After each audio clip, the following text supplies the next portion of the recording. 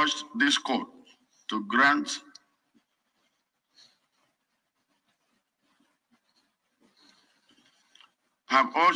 not to grant this application as it is an exercise in futility.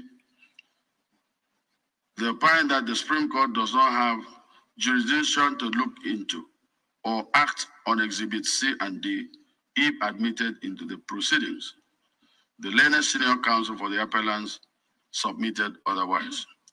I have already summarized their various positions and I shall refer to them as we proceed.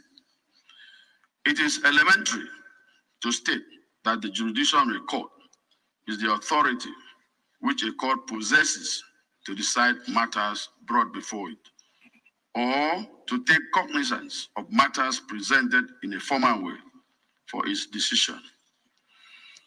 In an old case of Ogun Makun and Milad Osun State, citation supplied, this court stated as follows: jurisdiction of the court is the basis, the foundation, and the live wire of access to court in adjudication under Nigerian civil process. As courts are set up under the Constitution, decrees, acts, laws, and edicts, they cloak the courts with the powers and jurisdiction of adjudication.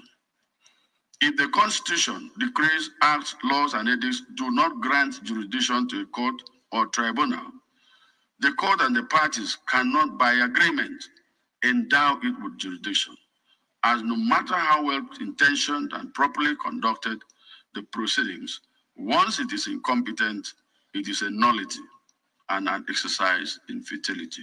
End of quote. The jurisdiction of a court has further been defined as the very fundamental and priceless community in the judicial process. That is to say, it is the fulcrum, the centerpiece, or the main pillar upon which the validity of any decision of any court stands and around which other issues rotate. Thus, it cannot be assumed or implied. It cannot also be conferred by a party or by consent or acquiescence of parties. A lot of cases have been cited to support this. And that is the general nature of jurisdiction. I must emphasize that the matter under which the application is brought is an appeal in an election petition. It is tried that election petition proceedings are sui generis. It has its own set of laws and rules which a court must recognize and enforce. See Buhari and Yusuf, Egbarioba and Erobo, all citations supplied. In the circumstance of this case, this court, in determining this motion, has to take into consideration the peculiarity of the instant appeal, which is an appeal against the judgment of the Court of Appeal, sitting as the Presidential Election Petition Court, based on the provisions of the Constitution of the Federal Republic of Nigeria and the Electoral Act 2022. I have carefully perused page 1 of volume 1 of the Record of Appeal, and it is very clear that the petition giving birth to this appeal, and particularly this application, was filed on the 21st of March 2023, which was the last day of the 21 days prescribed in Section 285, Sub 5 of the Constitution of the Federal Republic of Nigeria, 1999, as amended, for filing of election petitions after announcement of result of election. By subparagraph 6 thereof, an election tribunal shall deliver its judgment in writing within 180 days from the date of filing the petition, and where there is an appeal, it shall be determined within 60 days from the date of delivery of judgment of the tribunal or court of appeal. As pointed out by learned senior counsel for the respondents, the 180 days prescribed for the hearing of the petition by the Court of Appeal lapsed on the 17th of September 2023. In other words, the court below lost its jurisdiction to determine any matter in relation to the petition. This application before us relates to fresh evidence obtained after the judgment of the lower court, and after the 21 days for filing election petition, and after the expiration of the 180 days of the filing of the petition. What are the legal and or constitutional implications of the above scenario in relation to Exhibits A and D sought to be received into these proceedings? Several of the decisions of this court have taken care of the above scenario.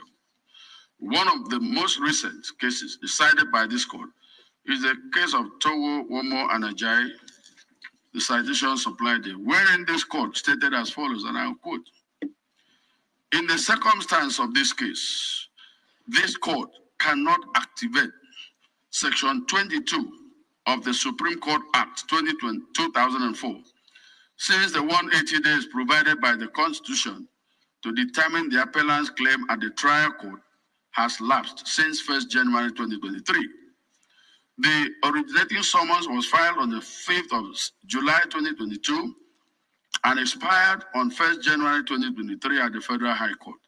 This appeal was taken on 2nd January 2023, and there is no opportunity for the contentious issues of fact in the controversy in this appeal to be sent back to the trial court. The issue of the merit of the allegations of false information was not tried by the two lower courts and cannot be tried by this court pursuant to Section 22 of the Supreme Court Act. This court cannot do what the trial court is no longer constitutionally permitted to do by virtue of Section 285 of the Constitution of the Federal Republic of Nigeria, the Groundnut.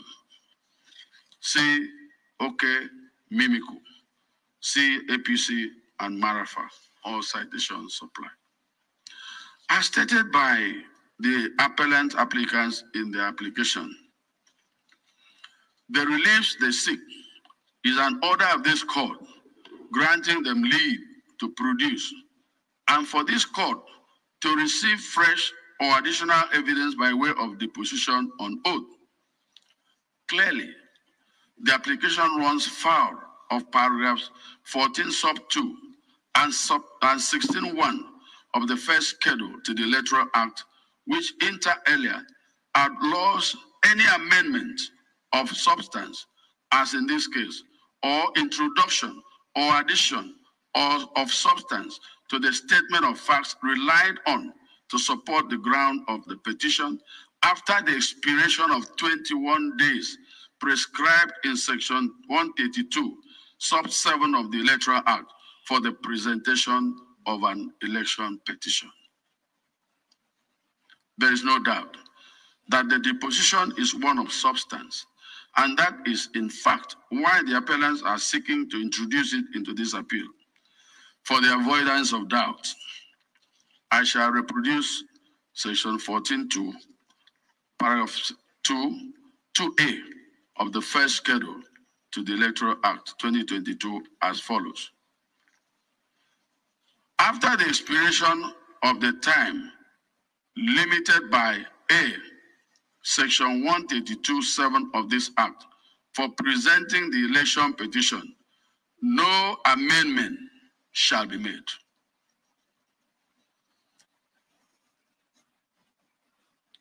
No amendment shall be made. 1. Introducing any of the requirements of paragraph 4.1 not contained in the original election petition filed. Or 2. Effecting a substantial alteration of the ground for or the prayer in the election petition. Or 3. Except anything which may be done under subparagraph 2A2 effecting a substantial alteration of or addition to the statement of facts relied on to support the ground for or sustain the prayer in the election petition, end of quote. Nothing can be clearer than the above provision, which clearly states that a petitioner shall not be permitted to amend his petition after 21 days allowed by Section 132 sub 7 of the Electoral Act. The applicants herein have not even applied to this court to amend their petition in order to reflect the fact of forgery, and Exhibit C and D sought to be admitted into the proceedings. Facts and documents which were not pleaded in the petition have no place in deciding the dispute between the parties. I still wonder how the appellants intend to use those documents in this appeal. Let me consider an unusual submission of the learned senior counsel for the appellants applicants. It is in respect of section 285 sub 6 of the Constitution, which states, an election tribunal shall deliver its judgment in writing within 180 days from the date of filing the petition.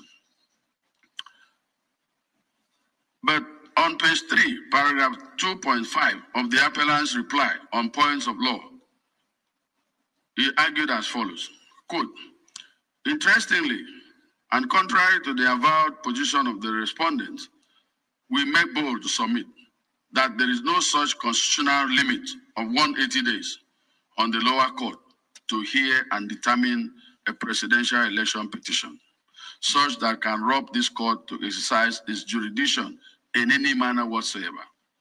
While establishing the election tribunals to deal with election matters from houses of assembly, National Assembly and governorship elections, the Constitution gave jurisdiction to entertain disputes from presidential elections only to the Court of Appeal. Thereafter, the Constitution was intentional and deliberate in setting the 180 days limit only for elections tribunals and not for the Court of Appeal, end of quote. It is shocking to have the above argument in print. It could have passed for a friendly joke, but not for a serious matter like this in the apex court. It is even an unnecessary joke over a constitutional provision.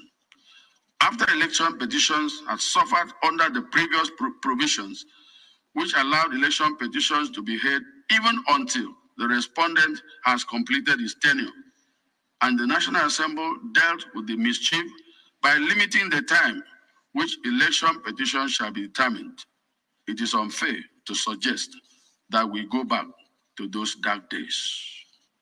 My lords, there is nothing in section 285(6) of the Constitution to suggest that the Court of Appeal can hear presidential election petition without time limitation.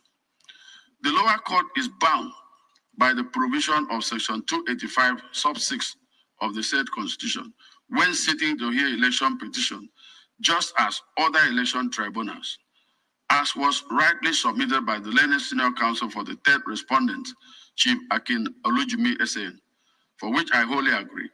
The appellants knew they had to prove the allegation of non-qualification raised at paragraph 16D and 146 of their petition against the second respondent within the 180 days adjudication window provided in section 132 sub 8 of the Electoral Act 2022 for determination of petition by the lower court, which expired since 17 September 2023.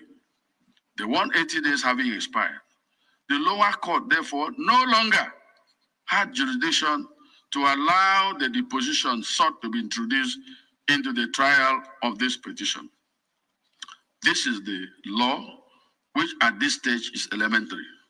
Consequently, since the lower court no longer has jurisdiction to entertain any such application, it follows ipso jure that this court, this Supreme Court, also has no jurisdiction to allow the deposition to be used in this appeal. It is settled law that where the time for doing a thing is limited by the Constitution or statute, the court cannot extend the time. That was the decision of this court in Brigadier General Mohammed Buba Mawar and Admiral Mortala Nyako, where Onogan JSC, as it then was, held as follows.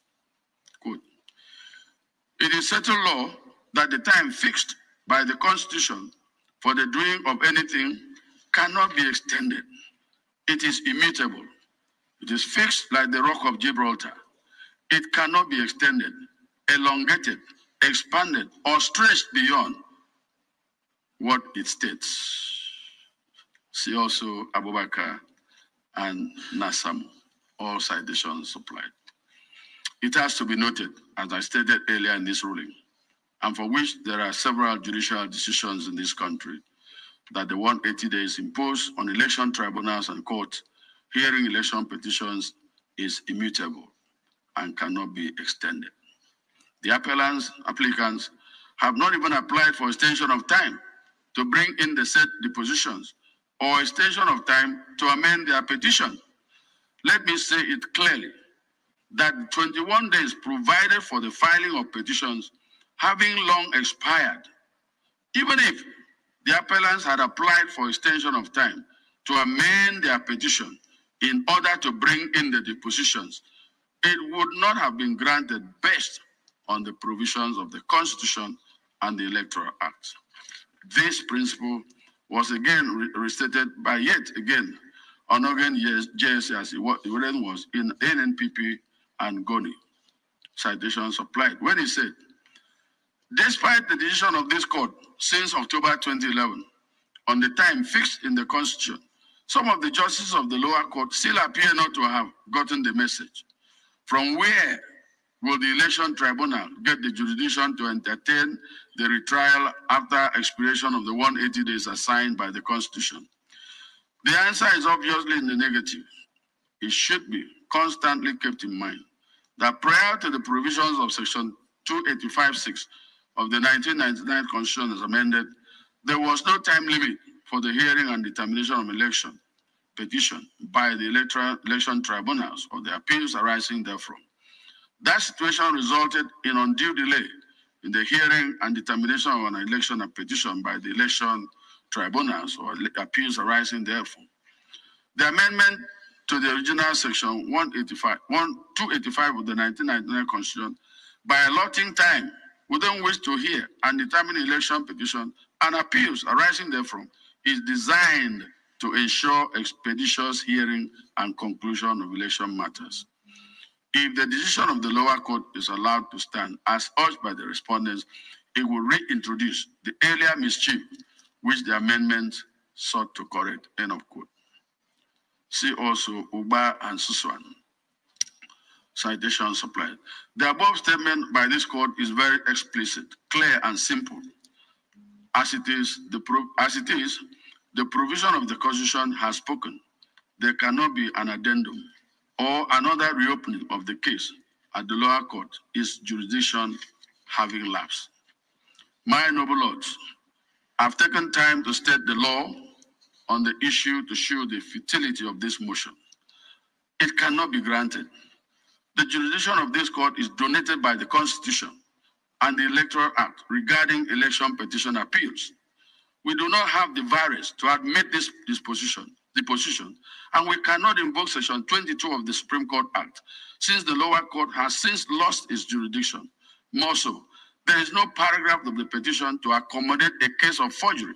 Again, the appellants have distilled 7 issues for the determination of this appeal, and none relates to certificate forgery. One wonders what the appellants intended to do with the deposition, since appeals are heard on the issues distilled for determination by the parties in this court. In Saliba and Jackson, 2002, for Nigeria will report, citations, others supplied. This court stated clearly that all appeals are decided upon the issues formulated for determination. What this means is that any matter not covered by any issue for determination is of no moment. Should the deposition be admitted, it will float in the appeal, as this court cannot exercise original jurisdiction, even if we are to start a new case for the appellants. See Sanusi and Ayula, Gtex Industries, and Oceanic Bank, citations supplied. Finally, my noble lords, on this application, I wish to state that fresh evidence is not received as a matter of course. There are conditions which must coexist before the court can grant this type of application, as can be garnered from the decided authorities of this court. which include, that's right, but not limited to Omu Buariri and others, and Igbo Oyosi and others, Supra. Adegbite and a motion are cases cited by the Senior Counsel by the second respondent.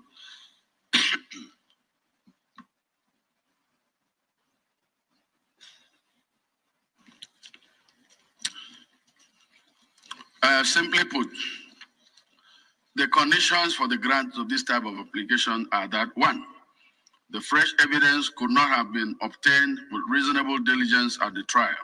Two, such evidence, if admitted, would have important effect on the subject of the appeal. Three, such evidence ex facie is apparently capable of being believed. Four, such evidence would have influenced the judgment of the lower court in favor of the appellants had it been available. And five, and if such evidence is admitted, further evidences from the opposing party would not be needed.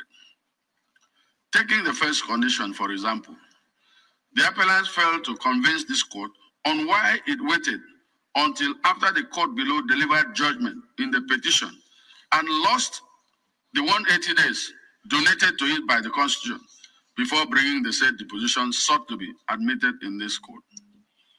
It has to be noted that appeals are a continuation of hearing of the matter in the lower court.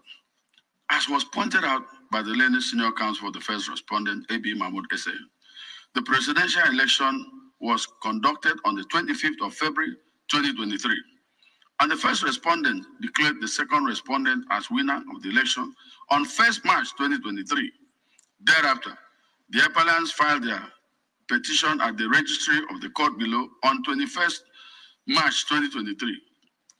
If I may ask, what attempts did the appellants make between the publication of the second respondent's form EC9 and accompanying documents in June 2022, a year more than a year ago, and the date of filing the petition on 21st of March 2023 to obtain the documents from Chicago State University, which could have been used at the trial court? Again, what attempts did the appellants make to obtain these documents between the date of filing the petition and the conclusion of trial? To say the least, the above questions are critical in the quest of this court's efforts to decide whether the new evidence sought to be adduced could have been obtained by the appellants with reasonable diligence for use at the trial. And with due respect to the appellants and their counsel, I think they were a bit tardy and were not reasonably diligent in their attempts at obtaining the documents which they seek to have this court receive in this appeal. In Adeleke Aserifa Supra, this court held that where the evidence is available and could with reasonable care and diligence be made available to the applicant at the time of the trial, as in this case, the court should refuse to exercise its discretion to receive such evidence.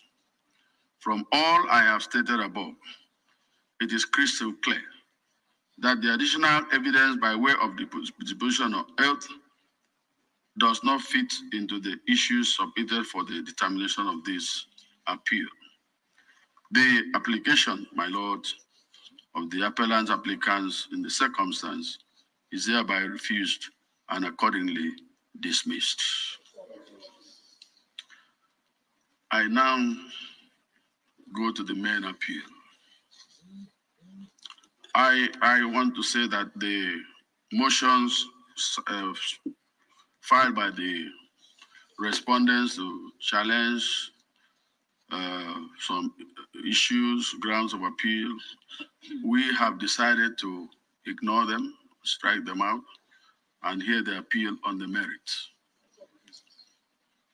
The latest senior counsel for the appellants distilled 7 issues for determination, all of them, except the last one, the third respondent submitted 6 issues. So we have stated all there are 7 issues in the judgment. You will see them when you get copies. There is no doubt that all the issues submitted by all the parties are similar, and any could be adopted for guidance. I propose, however, to determine this appeal based on the issues as formulated by the appellants. After all, it is their own appeal. Issue 1.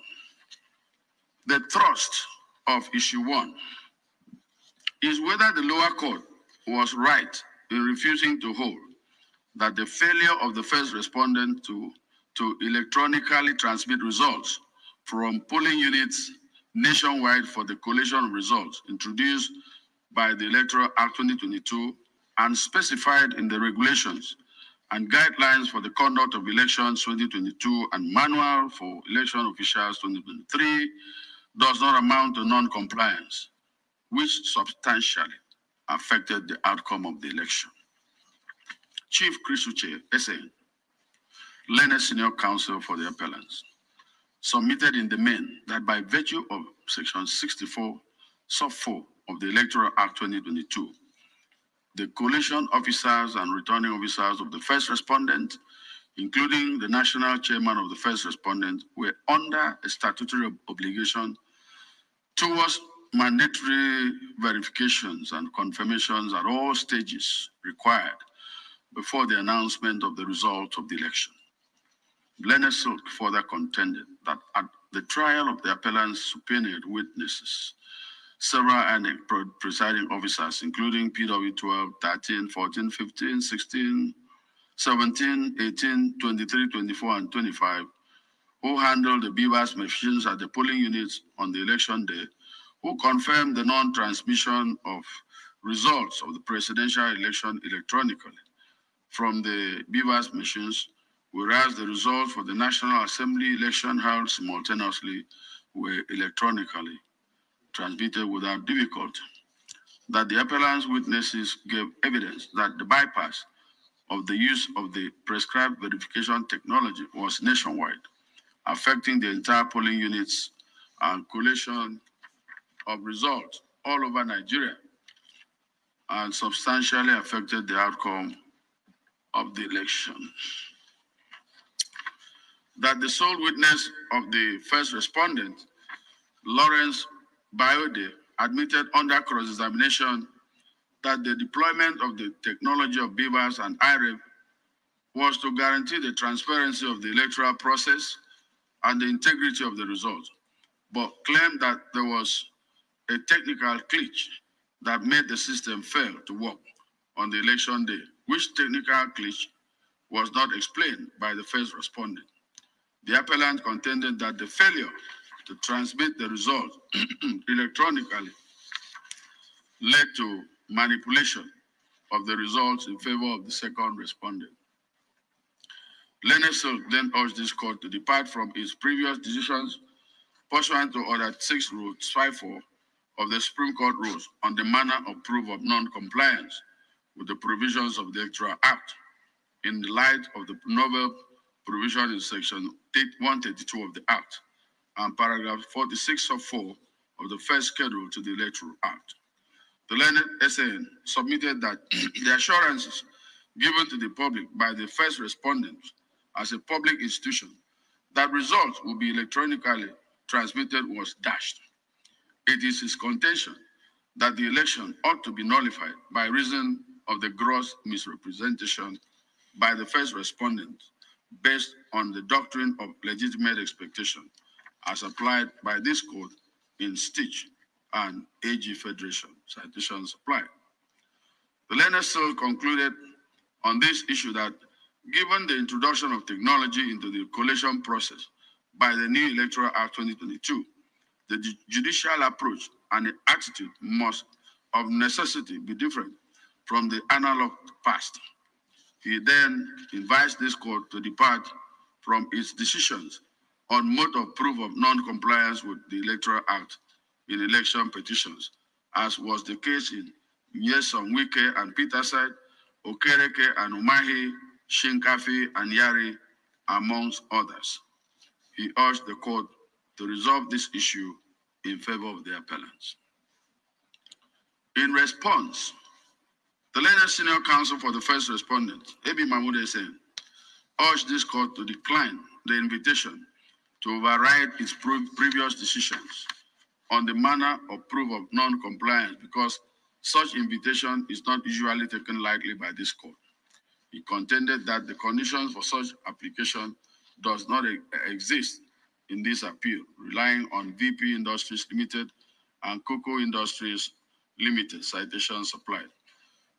He contended that the appellant has not contended that the previous decisions sought to be departed from were given per incuriam or erroneous in law. On the argument that first respondent failed to electronically transmit results, he submitted that the only reference to electronic transmission of polling unit results appears in paragraph 38(1) of the guidelines published by INEC for the conduct of the election, wherein it provides that presiding officers shall electronically transmit or transfer results of the polling units directly to the collation system prescribed by the first respondent. That the use of the word "or" in the said paragraph 38(1) of the guidelines gives the presiding officer the discretion or option to either transmit electronically or transfer the result to the collation system prescribed by the first respondent. Learned Senior Counsel submitted that the main complaint of the appellants relates to the alleged failure to transmit the election result to the IREV portal for members of the public to view, and that this amounts to non-compliance. He submitted that the IREV portal is only a public viewing portal and not a collation portal, relying on Oyetola and INEC citation supplied. He urged the court to hold that the failure did not substantially affect the result of the election, which was properly collated and result announced. In his argument, Chief Olanikpe Kunese, for the second respondent, submitted that by all extant relevant laws, INEC has the prerogative of determining the mode and manner for the transmission of election results, and that the lower court was perfectly right, and in order when it so held. He faulted the appellant's claim and basis of allegation of non-compliance with respect to the presidential election in focus on their claim that the results of the election results were not electronically transmitted to the IREV in real time, not that it was not transmitted at all, and that the first respondent did not ensure that the results were collated on the IREV. He also faulted the appellant's insistence that the results ought to have been collated electronically on the IREV, and that omitting to do this automatically nullified the result of the election. Referring to the case of Labour Party and INEC, suit number FHC ABA-CS 145/2022, delivered on 23/1/2023 by Wite J of the Federal High Court, which decided that there is nothing in the combined reading of sections 47(2), 52, 65, and 62(1) and 2 of the Electoral Act 2022, which suggests that INEC is mandated to only use an electronic means in collating or transferring of elections result. Rather, that INEC is at liberty to prescribe the manner in which election results will be transmitted. That by section 287(3) of the 1999 Constitution, all authorities and persons are bound to enforce the terms of the judgment until set aside by an appellate court. It submitted that all through the gamut of the Electoral Act, the appellants were unable to refer to the lower court a single provision which prescribed electronic collation of result or even electronic transmission of result, and that was why the court below held that the petitioners were unable to prove that the Electoral Act or guidelines made it mandatory for electronic collation system. He submitted further that the appellants failed to show that the results collated was different from the one they perceived belonged to them. Learned Soul submitted finally that the Electoral Act 2022, the INEC regulations and manual points irresistibly to a manual collation of results, contrary to electronic collation touted by the appellants. The reason being that by paragraph 93 of the regulation, the only circumstance where electronic copy of results becomes relevant is where there is no hard copy of the result. Then the electronic copy can be resorted to during collation. Learned counsel Olanik Bekun urged this court to resolve this issue against the appellants.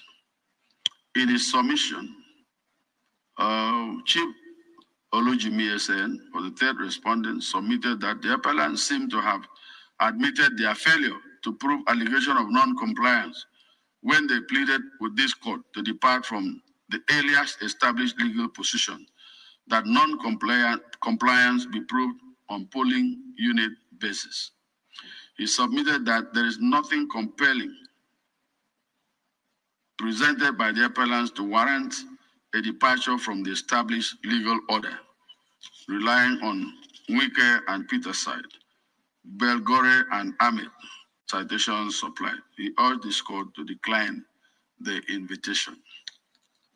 According to Leonard Silk, any arguments for relaxing the established standard of proof of allegation of non-compliance must not be driven by sentiments and cavalier presentation of a case seeking to overturn the will of millions of the electorate in a presidential election. He contended that the appellants merely half-heartedly offered 27 witnesses, many of whom were incompetent witnesses, while purporting to prove allegation of non-compliance, covering 176,000 polling units spread across the 36 states that make up the Federation of Nigeria. He argued that based on the inadequate evidence, the allegation of non-compliance must fail, relying on Buhari and Obasanjo, Atiku Abubakar, and INEC, all citations supplied. He urged the court to resolve this issue against the appellants. In their reply brief, the learned senior counsel for the appellants faulted the response of the respondents in relation to their call for this court to depart from its previous decision touching issue of non-compliance. According to him, his argument is based on the introduction of Section 65 and 6 and 187 of the Electoral Act 2022 and paragraph 46.4 of the first schedule to the Electoral Act, which provisions were not in the 2010 Electoral Act. That these new provisions deal with the new manner of transmission of results as contained in paragraph 38.1 and 2 of the Regulations and Guidelines for Conduct of Elections 2022 and the legislative intervention to reduce calling of numerous witnesses. This is what the court has to say.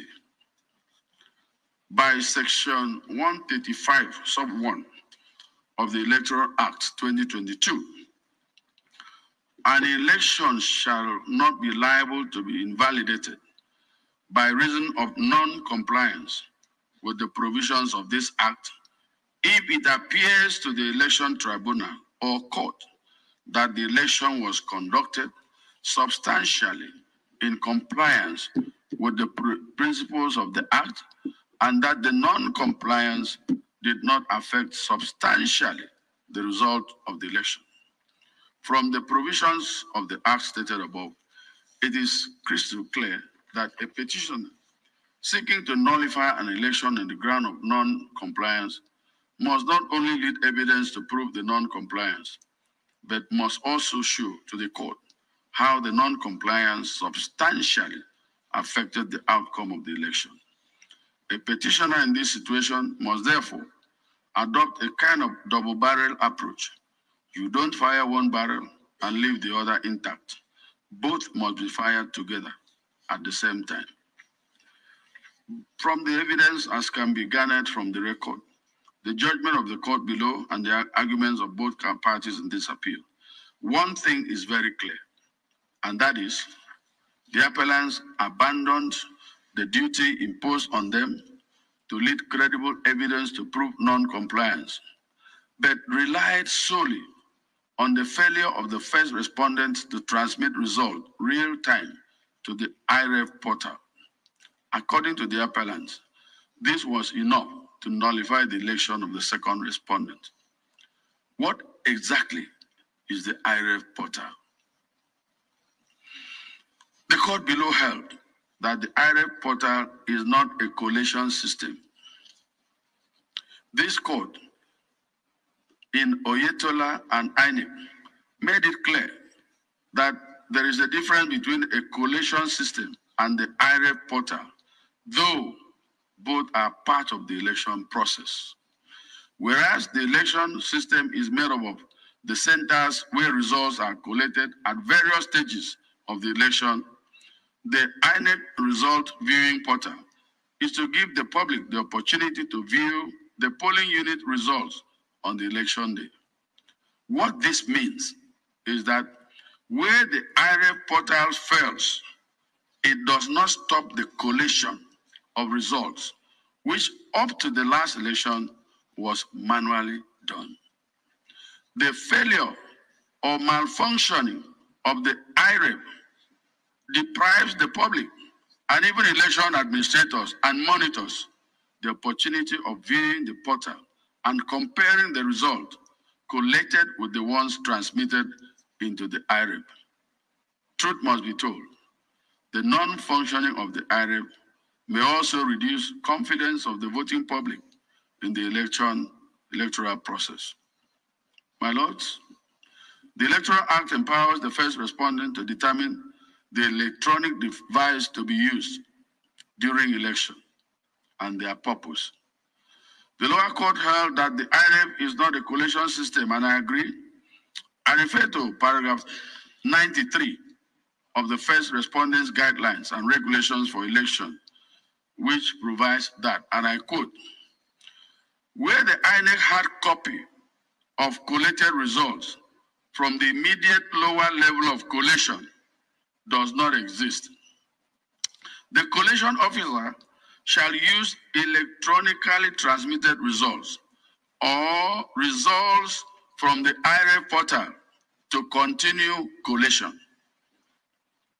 When none of this exists, the collation officer shall ask for duplicate hard copies issued by the Commission to the following in the order below. 1, the Nigeria Police Force, and 2, agents of political parties. End of quote.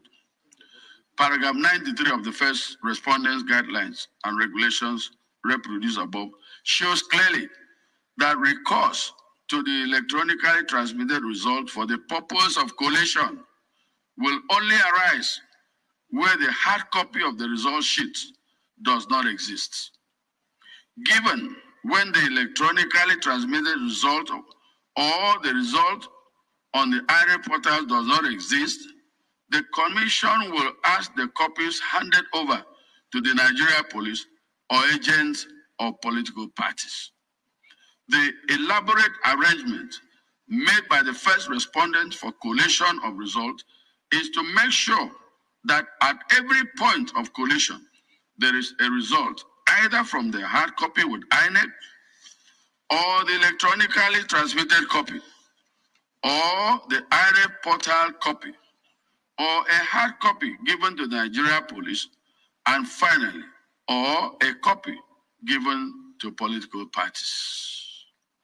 I think I can confidently say, and in agreement with the respondents, that the unavailability of the election results on the IREP portal, for whatever reason, cannot be a ground upon which an election could be nullified, particularly as it is not the case of the appellants that the hard copies of the result sheets did not exist at any level of collation. My lords, having failed to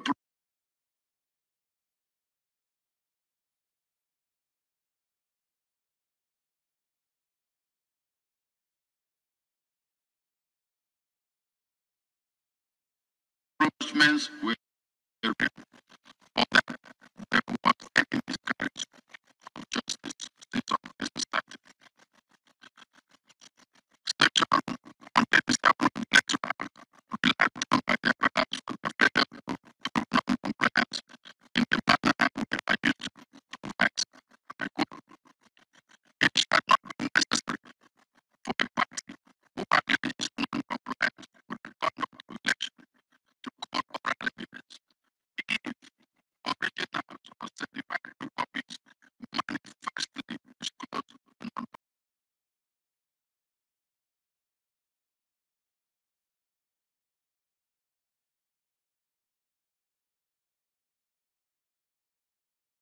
argue non-compliance. It states clearly that oral evidence may not be necessary if and only if originals or certified true copies manifestly disclose non-compliance. In this case, the appellants have not demonstrated the originals or certified true copies of documents they want the court to rely on. Given where such documents are tendered in evidence, it is to be shown that they manifestly disclose the non-compliance. On the whole, it is my well-considered opinion, which accords with the views of this court, but the court below, that the failure to transmit result to the IREB did not affect the result of the election. Accordingly, this issue is resolved against the appellants.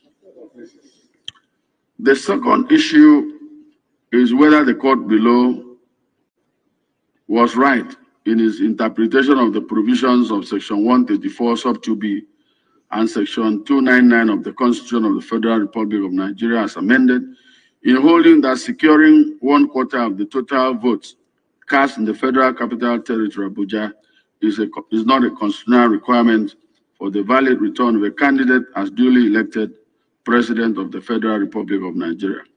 In his argument, the learned senior counsel for the appellants urged this court to interpret the word "and" in Section 134 2B of the Constitution conjunctively and not disjunctively, which will make it compulsory for a candidate to score a quarter or 25% of votes cast in the Federal Capital Territory before he can be President of the Federal Republic of Nigeria. The respondents argue otherwise.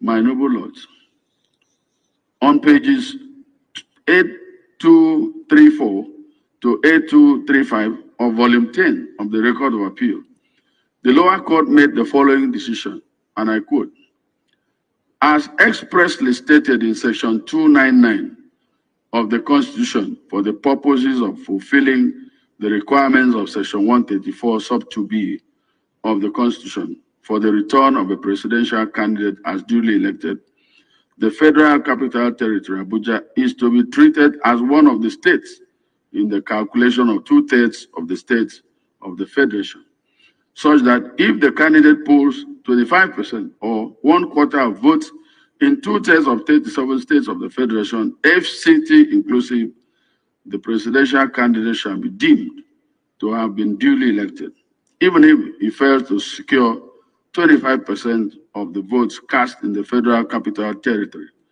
Abuja, as the second respondent did." End of quote.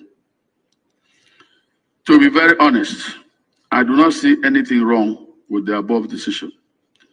It is basic that one of the vital concerns of interpretation of statutes is that a court of record should be minded to make broad interpretation, or what is sometimes referred to as giving some a liberal approach.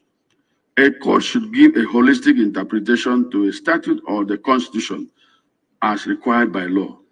Probably I may add that a court must give the Constitution or a statute a purposeful and people-oriented interpretation. What I'm trying to say is that in interpreting the Constitution or any statute for that matter, a narrow and selfish approach should be avoided. The duty of the court in interpreting statute should be in such a way that it serves the generality of the people and not for a select few. It is tried that the legislature does not intend creating injustice or an absurdity. Hence, the court must always adopt a construction or interpretation which will not reduce legislation to futility and absurdity. See Governor of Kwara State and Dada, citation supplied. Let me drive this matter home.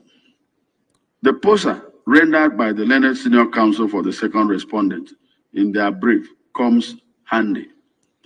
Assuming that a candidate scores the highest number of votes in a presidential election and has 25% or 1/4 of votes in 30 out of 36 states and Abuja, but failed to secure 25% in the FCT.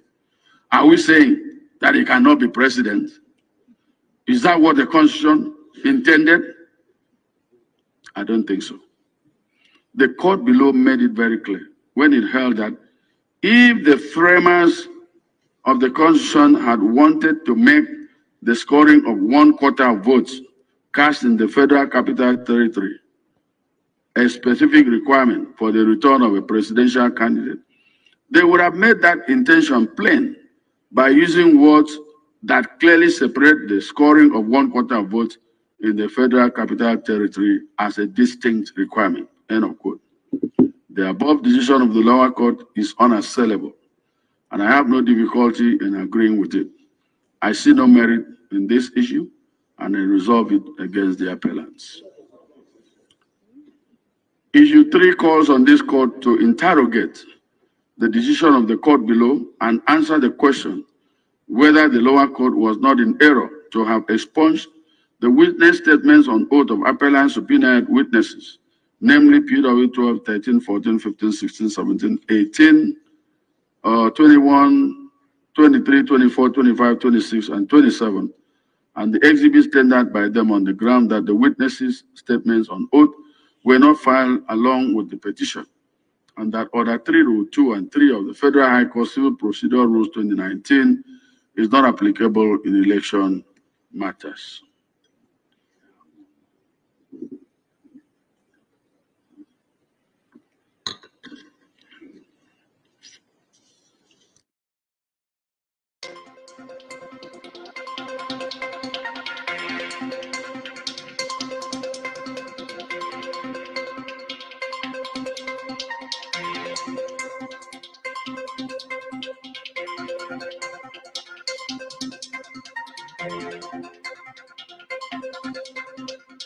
He submitted that the interpretation given to paragraph 45B of the first schedule to the Electoral Act 2022 by the lower court in disallowing the testimonies of the appellant's subpoenaed witnesses will only lead to absurdity and prevent petitioners from compelling relevant evidence in possession of an adversary.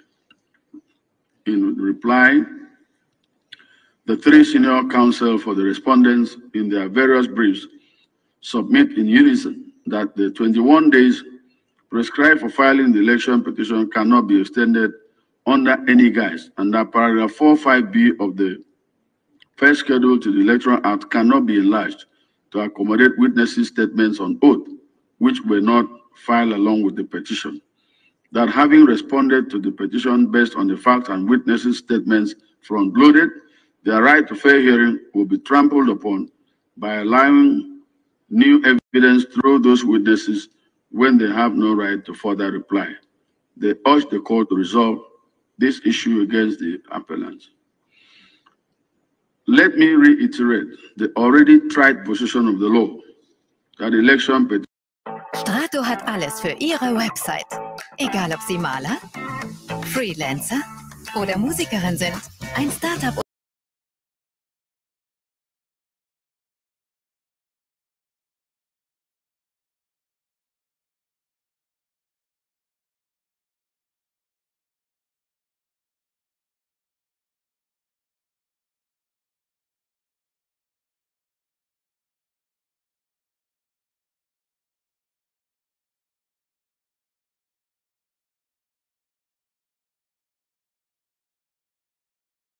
certain peculiar features which make them sui generis.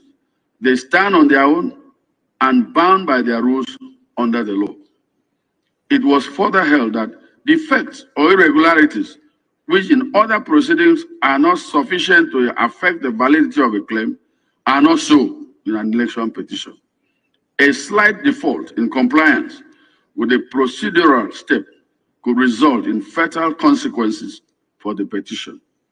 It has to be noted that rules governing civil proceedings are not the same which govern election proceedings. And where the Electoral Act requires recourse to civil procedure rules, it must be made subject to the provisions of the Acts.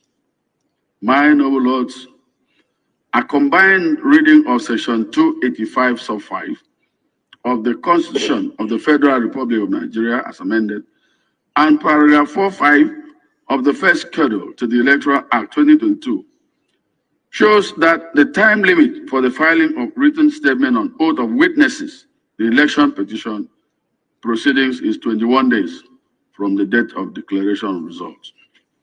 As was pointed out by counsel for the respondents, due to the sui generis nature of the election proceedings, amendment to the petition or calling of additional witnesses will not be entertained after the statutory time limit for the filing of petition has expired.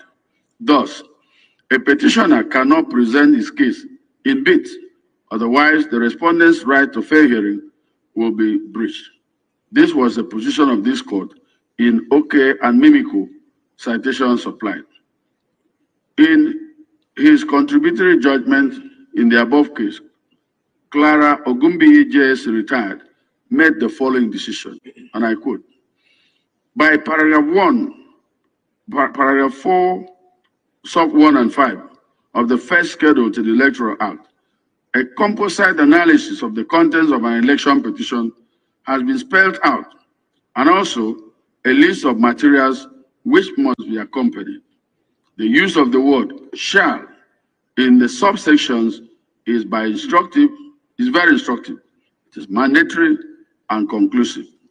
In other words, the provisions do not allow for additions, and hence the procedure adopted by the appellants in seeking for extension of time is nothing other than surreptitious attempt to amend the petition.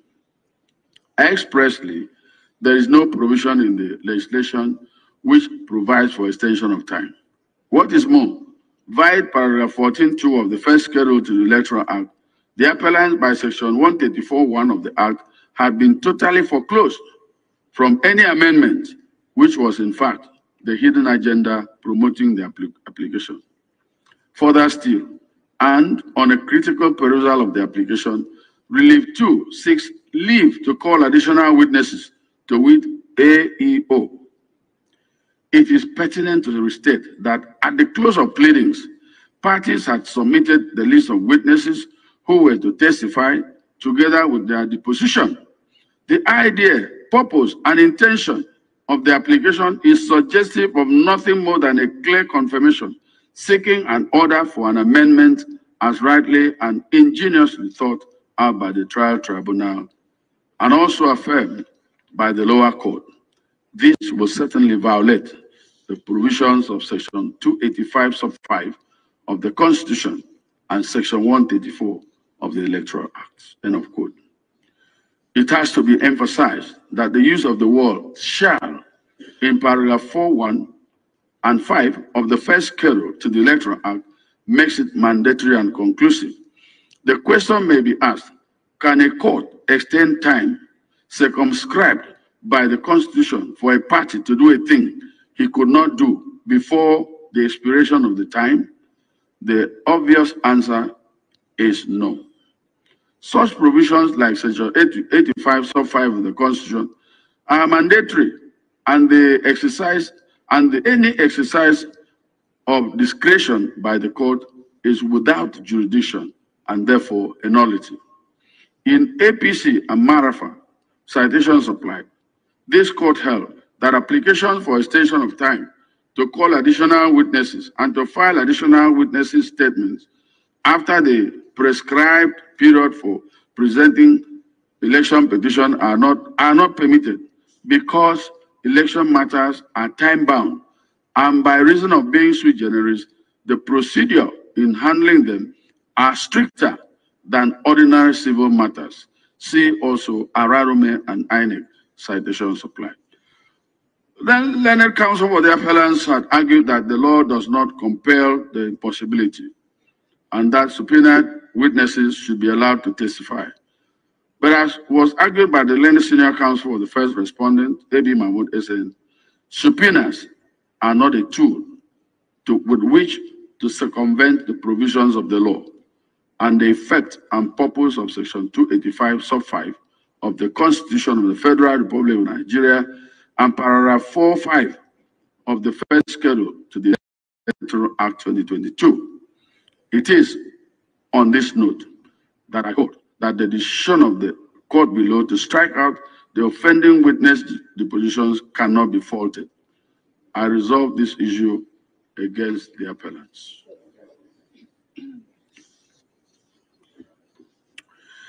Issue 4 orbits around the evaluation of evidence of PW1, PW2, 3, 5, 7, and 22, who were the appellants' collation agents at the court below.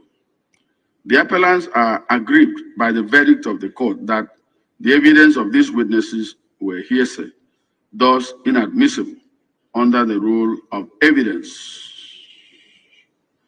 For the purpose of clarity, I shall herein reproduce, albeit extensively, the observation of the court below, which led to the verdicts complained about as follows. Quote, the petitioners, it must be underlined, pleaded in paragraph 4 of the petition that the petitioners had agents in all the polling units, ward collation centers, local government collation centers, and state collation centers in all the states of the Federation and the Federal Capital Territory, as well as the national collation centers. Of this crowd of agents, the petitioners did not call any of their agents at the polling units. The said agents at the polling units were the ones who were meant to sign and collect duplicate results in Form EC8A. The few agents called were state and national collation agents. Largely, their testimonies were hearsay. Let us now examine their evidence before the court. The PW1 is Captain Joe Agada, retired. His statement on oath is at pages 198 to 200 of the petition. He was the petitioner's collation agent for Kogi State. In paragraph 7, 8, and 11 of his statement, he deposed that from the analysis, he discovered various forms of non-compliance and corrupt practices such as suppression of votes, manipulation of the beavers machines, manipulation of accreditation, intimidation and harassment of voters, massive thumb printing of ballot papers, etc. This witness did not give particulars of these malpractices. There was no forensic report to support allegation of thumb printing at the polling units. In PDP and INEC citation supplied, this court, the Agim JCA, as it then was, held that it is only a polling unit agent or a person who was present at the polling unit during polls that can give admissible evidence of what transpired during the poll in that unit. See some cases cited there. In the instant case, PW1 was not a polling agent. He was a collation agent. When cross-examined, he said he would be wrong to say that he was present when all the ballot papers and boxes were manipulated, that he visited only 20 polling units out of the over 3,000 polling units in Kogi State. He admitted that his party had polling agents in all the polling units and that they were still alive. The PW2 is also a collation agent. His witness statement on oath is at pages 213 to 215 of the petition. His statement is similar to that of the PW1. He is Dr. Folarin Sunday Adekunle. He was the collation agent of the petitioner for Ogun State on the election day. Under cross-examination, he said he only visited 19 polling units out of the 5,040 of the polling units in Ogun State. PW3, PW4, 5, 6, 7, 8, 9, 10, 11 are all collation agents. The evidence of these witnesses centered around the events and the duties they carried out by the polling units agents of the petitioners. They agreed under cross-examination that the polling unit agents functioned very well in their units under our law. Specifically, in Section 43 of the Electoral Act 2022, polling agents are permitted to be appointed by political parties for each polling unit and collation center. The wisdom in this is for each of the political parties involved in an election to be represented by its own agents. The duties of an agent are to represent the interests of his or principal. Having regard to the fact that no mortal can be in all the places at the same time, the law allows political parties to have their agents at all polling units and collation centers. It is therefore not anticipated by law for any political party to appoint an office with its tacos in all the polling units and collation centers. This is humanly not practicable. When therefore evidence is required to prove what happened in any polling unit or collation center, it is only the agent who witnessed the anomaly or the malfeasance that can legally and credibly testify. It follows, therefore, that PW1, PW2, PW3, PW4, PW5, 6, 7, 8, 9, 10, 11, 19, 20, 22, who were state and national collation agents of the petitioners, can only testify of the events in their units or collation centers where they voted or acted as agents, and not all over the states of the Federation. The polling agents, as presented in this petition, it must be noted, are not shown to be experts. The issue of their analyzing results of the election at the ward, local government, state, and national level without calling polling unit agents who witness the real casting of votes and events at the voting units cannot therefore arise. They cannot validly testify as of non-compliance at the polling unit level. Their evidence can only count as to what they saw, not what they were told by their field agents. What they were told is hearsay evidence. Section 38 of the Evidence Act 2011 specifically states that hearsay evidence is not admissible except as provided for in the law. It follows that the evidence of the coalition agent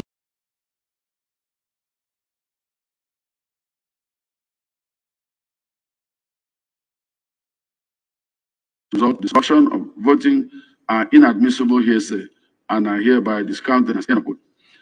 Without reservation, I endorse the above statement of the lower court, which is consistent with plethora of decided cases on the subject. Buhari and Obasanjo, Ladoja and Jumobi, and others cited.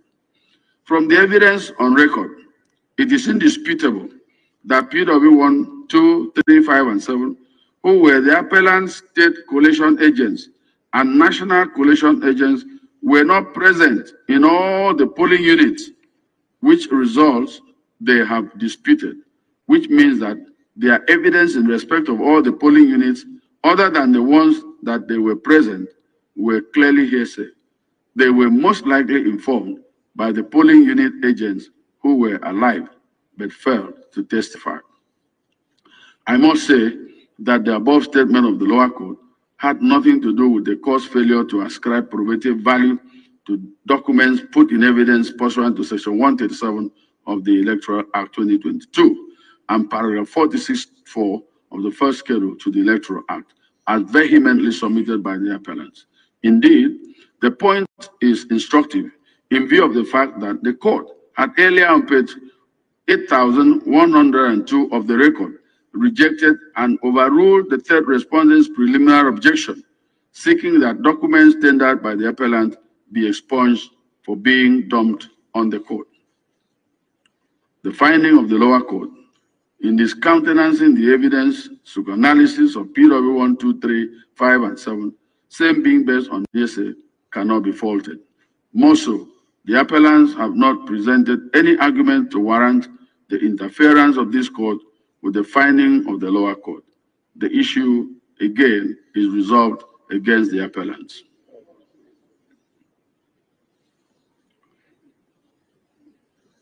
issue number 5 is whether the lower court was not in error in striking out several paragraphs of the petition and the replies of the appellants on the ground of vagueness and lack of specificity and for being new issues, mere denials, or being repetitions. Well, this issue relates to the ruling of the court below on the first respondent's preliminary objection, seeking an order of court striking out 31 paragraphs of the petition on the ground that they were vague, generic, imprecise, and lacking in specificity to elicit reply from it, and contrary to paragraph 4.1 of the first schedule to the Electoral Act 2022. The court, after scrutinizing each of those paragraphs in a well-considered ruling, struck out 10 paragraphs, namely 92, 95, 98, 121, 126, 129, 133, 143, 144, and 146 for being vague, imprecise, and lacking in particulars. For the purpose of clarity, the court held on page 8025 to 8026 of the record as follows. The sum total of all the foregoing is that while paragraph 129 and 133 of the petition are liable to be struck out for non-joinder of necessary parties, to which Messrs. Adejo and Governor Yahya Bello of Kogi State accused in the petition of committing electoral malpractices, paragraph 92, 95, 98, 121, 126, 129, 133, 143, 144, and 146 are vague, imprecise, and lack of particulars, and so fall short of the requirements of paragraph 4(1)(b) of the first schedule to the Electoral Act 2022. They are therefore all others struck out. Paragraphs 93, 94, 96, 97, 99, 100, 101, 102, 104, 105, 108, 109, 110, 111, 112, 113, 14, 115, 116, 118, 119, 120, 122, 125, 130, 134, 138, 139, 140, 141, 42, 145, on the other hand, are in order and properly pleaded, end of quote. Picked by the above ruling, the appellants now seek the interference of this court on the ground that their vehemence were sufficiently detailed. They also question the decision of the court, striking out their replies to the respondents' replies to the petition. For instance, as touching on the disqualification of the second respondent from contesting election for the office of president, which particulars were supplied in the appellant's reply. It is instructive to note that in paragraph 146 of the petition, the appellants simply averred that, quote, the second respondent was at the time of the election not qualified to contest the election, not having the constitutional threshold, end of quote. They did not supply the particulars of the threshold, which they perceived disqualified the second respondent from contesting the election, as enumerated in section 137 of the Constitution of the Federal Republic of Nigeria, 1999, as amended. Howbeit, in their reply, the appellant ruled out monstrous particulars of disqualification by reason of dual citizenship, allegation of being an ex-convict in a USA district court, having forfeited to the USA the sum of $460,000 in a drug-related case, Note that these particulars referred to as further details were brought in by the appellants at the time when the respondents had lost their right of reply, which in essence offends the cardinal principle of fair hearing expressed in the Latin maxim audi alteram partem, meaning let the other side be heard as well. Paragraph 4(1) of the first schedule to the Electoral Act 2022 provides that an election petition shall A, specify the parties interested in the petition, in the election petition, B, Specify the right of the petitioner to present the election petition. 3. State the holding of the election, the scores of the candidates, and the person returned as the winner of the election. And 4. State clearly the facts of the petition and the grounds on which the petition is based and the relief sought by the petitioner. It is clear beyond a peradventure that the requirements of the law is as provided above, is that the petition must demonstrate with specificity the complaints of the petitioner and the relief sought from the court. It gives no room for vagueness and imprecision. This is in line with the rule of pleading, that where an averment is not supported by evidence, the averment is deemed abandoned. For in keeping with the audi alteram partem rule, to prevent surprise or ambush on the defendant, it is the plaintiff's claim that will enable him to file his defense. See Wayne West Africa Limited and Ekonife citation supplied, Akonde and Adisa and another citation supplied, PDP and INEC citation supplied. It follows, therefore, that a petition must be detailed and comprehensive on material facts depending on the relief sought, and not evasive or vague, so as to elicit a response from the respondents. Indeed, by the provision of paragraph 16, sub 1A of the first schedule to the Electoral Act 2022, the Act frowns at the introduction of new facts, grounds, or prayers tending to amend or add to the averments of the petition in the petitioner's reply. In fact, a petitioner is only required to file a reply in answer to new issues or facts which may be raised in the respondent's reply, which were not dealt with in the petition. This means that where there are no new issues or facts raised in the respondent's reply, there would be no need for the petitioner's reply. See Oni and Oyebanji citation supply.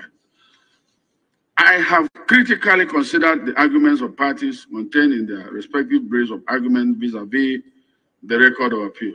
The affected paragraphs of the petition relates to allegation of wrongful cancellation of polling unit results in various local governments in Sokoto State without particulars, manipulation of results in unspecified polling units in some local government areas of Kogi State, wrong results entered for the appellants in unspecified polling units in Borno State, criminal allegations against Honorable Adejo and Governor Yaya Bello without joining them as parties to the petition, open-ended allegation of disqualification against the second respondent, and tying critical allegations of corrupt practices in the election to a statistician report prepared by one Samuel Odutan, that's PW21, without serving the said report on the respondents along with the petition to enable them respond thereto. I am unable to agree with the appellant's argument that the lower court was wrong to have struck out the affected paragraphs for disclosing no particulars, together with some replies in the appellant's reply brief, which sought to bring in new evidence through the back door. I uphold the decision of the lower court, striking out the affected paragraphs and replies of the appellants for being vague, imprecise, lacking in particulars, and seeking to ambush the respondent via the petitioner's replies. The ruling of the lower court is unassailable, and this court will not interfere. This issue, again, is resolved against the petitioners. Issue 6 is whether the lower court was not in error in its evaluation of the evidence of the appellant witnesses on the burden of proof and clear admission against interest made by the first respondent. This issue turns on the averment of the first respondent in paragraph 8 of his reply to the appellant's petition, that the appellants in this case won the contested election in 21 states out of the 36 states of the Federation, namely Adamawa, Akwa Ibom, Bauchi, Bayelsa, Borno, Delta, Ekiti, Gombe, Jigawa, Kaduna, Katsina, Kebbi, Kogi, Kwara, Nasarawa, Niger, Osun, Sokoto, Taraba, Yobe, and Zamfara states. The appellants contend that such averment is tantamount to admission against interest by the first respondent. They therefore question the declarations to return of the second respondent as the winner of the said election. On its part, the first respondent contended that its said admission is of no consequence, having regard to the fact that the appellant scored 6,984,520 votes, as against the second respondents who scored 8,794,726 votes. That in determining the winner or loser in an election to the office of president, the number of states won by a candidate merit any consideration except in the context of geographical spread and ensuring compliance with the constitutional requirements. In its evaluation of evidence on the issue, the court below on page 8238 of the record had this to say, quote, "The table referred to by the petitioners is the table of results declared by the first respondent. There is no other set of results placed before this court by the petitioners to form the basis of our finding of fact as to whether the declared result is wrong or not. Success or failure in an election depends on figures, which is in turn dependent on votes garnered by each candidate.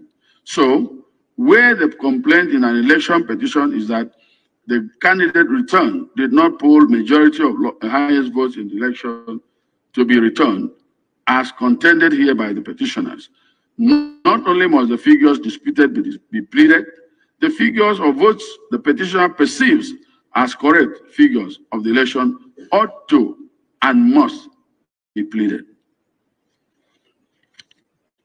The court went further to hold on page 2854 of the record that, quote, "Section 134 sub 2 of the 1999 Constitution talks of the highest number of votes cast at the election if the contest was among more than two candidates, as in the instant case, not majority of votes cast as propounded by the petitioners. The first respondent was therefore right from the results declared by her, in the absence of any rival or alternative result placed before this court by the petitioners, that the second respondent, who scored 8,794,726 votes, as against 6,984,520 votes scored by the petitioners in the election, scored the highest number of lawful votes cast in the election," end of quote. The above statements, qua holding of the court, represent the correct position of the law, and I wholly endorse them. I have earlier in this judgment resolved the issue of electronic transmission of results, which is the main thrust of the appellant's contention in this appeal. I shall not revisit the point under this issue. On the contention that the first respondent's averment that the appellant won 21 states out of 36 states of the Federation, thus constituting an admission against interest, the position of the law is well settled, having regard to who can be declared winner of a presidential election in Nigeria.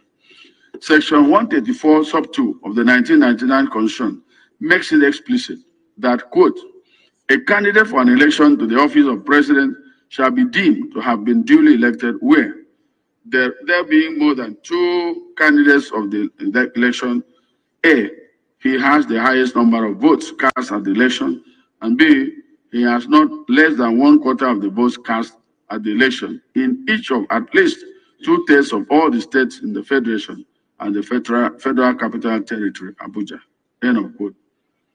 In this appeal, the issue before us is not who among the candidates won in the majority of the states of the Federation, which is debatable, but who scored the highest number of votes at the election.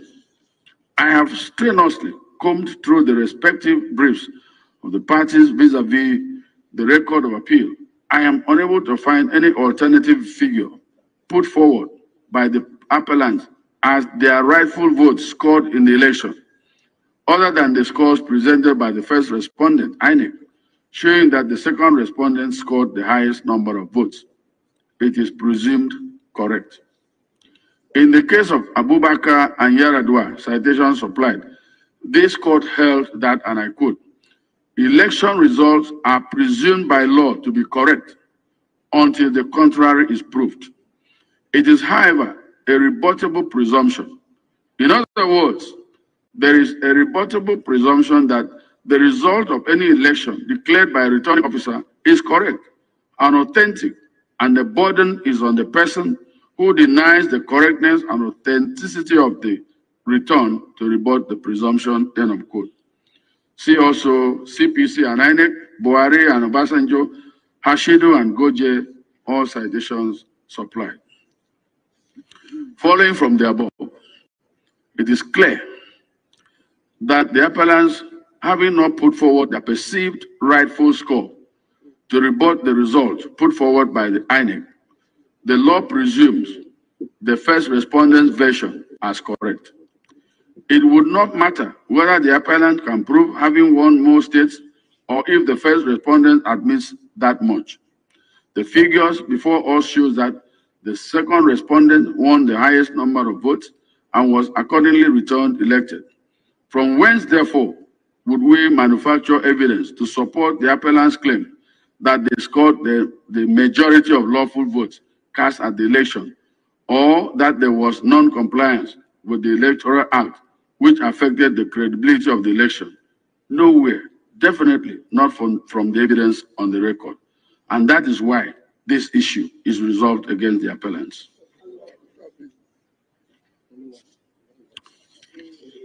Finally,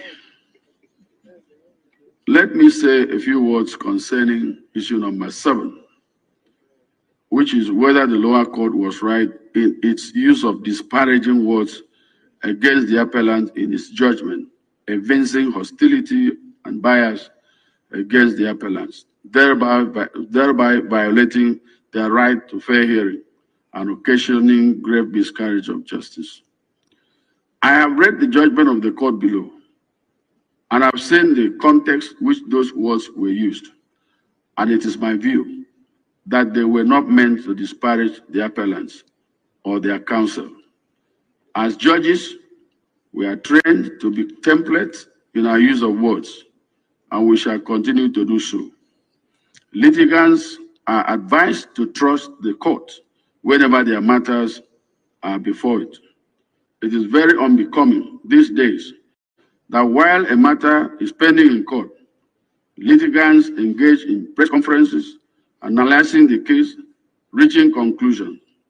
Based on this, some of their followers send threatening messages to judges and justices. Matters in court are said to be sub judice, and as such, parties, and probably their counsel, should refrain from media trial and media judgments. I need not say more on this. A word is enough for the wise. This issue has nothing positive to offer the appellants. On the whole, having resolved all the issues against the appellants, it is my view that there is no merit in this appeal, and it is hereby dismissed. The judgment of the court below, delivered on the 6th of September 2023, affirming the election of the second respondent as the duly elected President of the Federal Republic of Nigeria, is hereby affirmed. I shall make no order as to costs. My learned brother on my right will deliver his judgment.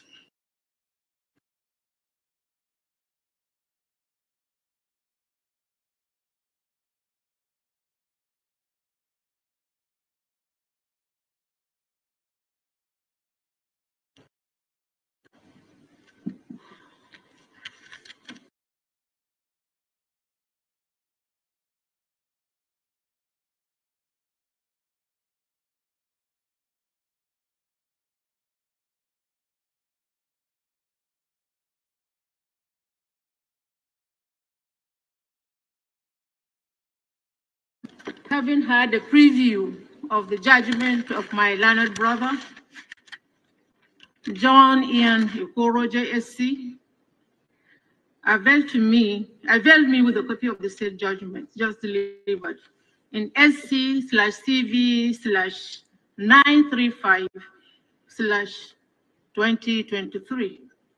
Atiku Abubakar and the Independent National Electoral Commission and others.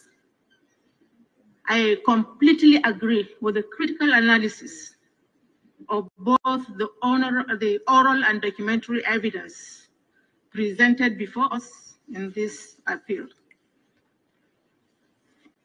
Therefore, I agree with my learned brother that the motion of the appellants filed on the 6th of October 2023 for leave to the appellants to adduce fresh or additional evidence is devoid of any merit.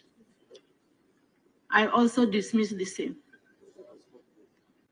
On the main appeal, my learned brother resolved all the issues, the 7 issues against the appellant.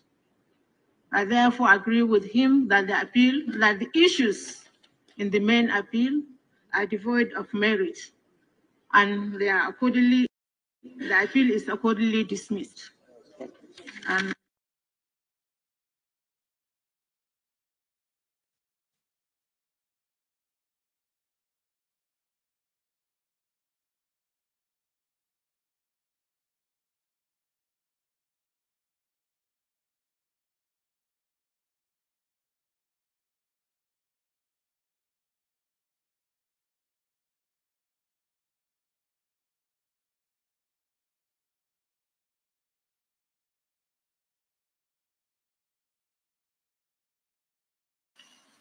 Okoro JSC has comprehensively presented all the points I made and the views I expressed at the conference of the honorable justices of this panel over the appeal. He has very proficiently presented all the views which I express in respect of all the issues in both the motion for leave to adduce or produce fresh or additional evidence, as well as the first respondent's motion to strike out some grounds, and the main appeal itself. But I would like to say that the point raised by the learned senior counsel for the appellant, Chief Chris Uche, particularly in respect of the application of Section 285(6) of the Constitution,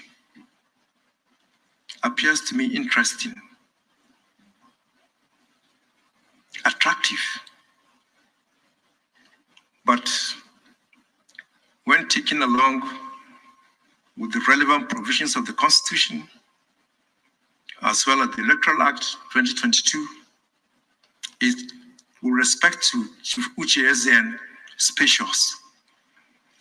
As demonstrated in the plea judgment, the provisions of Section 285(6), even if the Court of Appeal is not specifically mentioned in that section, the provisions of Section 285(6) is applicable and apply to all proceedings in respect of all petitions, whether before tribunals or the Court of Appeal sitting as a court of first instance trying a petition named Presidential Election Petition, for which it was conferred or vested with the original exclusive jurisdiction to try and entertain under Section 239(1)(a) of the Constitution. So I completely agree This is an interesting point, like I said, because this is the first time it's coming up, and it is good that this court will make a firm pronouncement in order to avoid further or future arguments in respect of this particular issue. In addition, the issue of a candidate scoring 1/4 of votes in the FCT has also been settled by this court before now. And it is in line with that decision and position that the lead judgment had affirmed that the FCT is not elevated to a higher pedestal than any of the states of the Federation. It is, for the purposes of the presidential election, one of the states for which a candidate is required to obtain at least 1/4 of the votes in 2/3 of each of the states. So I totally agree with the lead judgment that this court lacks the requisite jurisdiction to entertain the application for leave to produce fresh or additional evidence, and that this appeal is also lacking in merit and deserves to be dismissed. I also dismiss the appeal, and that will be my judgment in this appeal. I abide by the consequential orders made in the lead judgment on cost to be borne by the parties for the prosecution of this appeal. My little brother, Salawa, will deliver his judgment. My learned brother, the Honorable Justice Okoro Jesse, has accorded me the opportunity of a preview of the judgment that he has just delivered. I must say that I have read that judgment, and I'm very much content and appreciative of the far-reaching, erudite reasoning and conclusion that have so far been reached in the lead judgment. I concur with the highest sense of responsibility with the reasoning and conclusion reached therein. With particular regard to the interlocutory application, thereby urging upon this court to grant leave to the appellants to procure and transmit and adduce fresh or additional evidence at this crucial point in time of the appeal. I concur most assiduously with the conclusion that has been reached in the judgment of my learned brother that such an application is grossly unmeritorious, thus ought to be dismissed, and same is accordingly hereby dismissed by me. And as for the substantive appeal itself, which has been predicated upon a total of 7 issues, I agree entirely with the reasoning